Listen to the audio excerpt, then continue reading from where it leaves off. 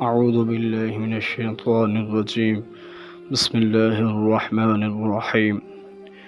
اللہ تبارک و تعالی اپنی ذات کے سوا کسی کا محتاج نہ کرے اور آپ کے دل کی ہر تمنا پوری فرمائے، صدقہ پنجتن پاک کا۔ آج الحب محبت کا ایسا لازوال، ایسا قیمتی وظیفہ، یہ ایسے سمجھیں جو محبت میں ہار چکے ہیں، جو محبت اور اپنا محبوب حاصل کرنے میں ناکام ہو چکے ہیں اور پریشانی کی حالت میں ہیں، تو ان لوگوں کے لیے ہی یہ وظیفہ تحفہ ہے۔ یہ بہت پاورفل وظیفہ ہے، اس کی جتنی بھی تعریف کی جائے اتنا ہی کم ہے، کیونکہ یہ آزمودہ وظیفہ ہے کافی لوگوں کا۔ تو الحمدللہ آپ بھی جب یہ وظیفہ کریں گے تب آپ کو اس کی طاقت کا اندازہ ہو جائے گا۔ آپ نے صدقے دل سے یہ وظیفہ کرنا ہے، پھر دیکھنا ہے کہ اس کے اندر کتنا پاور ہے جو آپ کے کام کو صرف 11 گھنٹوں میں مکمل کر دے گی۔ آپ نے شرط ہے پہلے باوضو ہونا ہے۔ میں وقت کا ضیاع نہیں کرتا، آگے اس وظیفے کے طریقہ کار کی طرف چلتا ہوں۔ سب سے پہلے آپ نے چینل کو سبسکرائب کرنا ہے اور ویڈیو پوری دیکھا کریں تاکہ ہماری دعائیں مجھ فقیر کی اجازت شامل ہو سکے اور آپ کا کام بہت جلدی ہو جائے اور پاور آ سکے آپ کے کام میں۔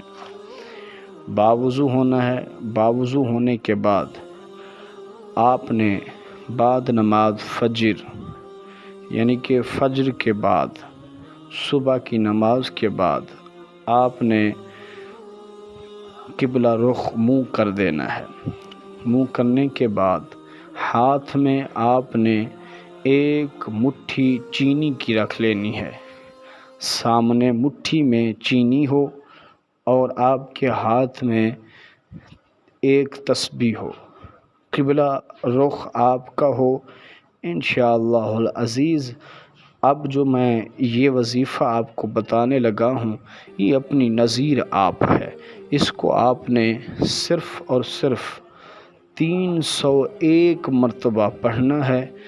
پہلے 3 مرتبہ درود شریف، آخر میں بھی 3 مرتبہ درود شریف، اور 301 مرتبہ یہ جو وظیفہ میں آگے آپ کو بتانے لگا ہوں یہ آپ نے پڑھنا ہے۔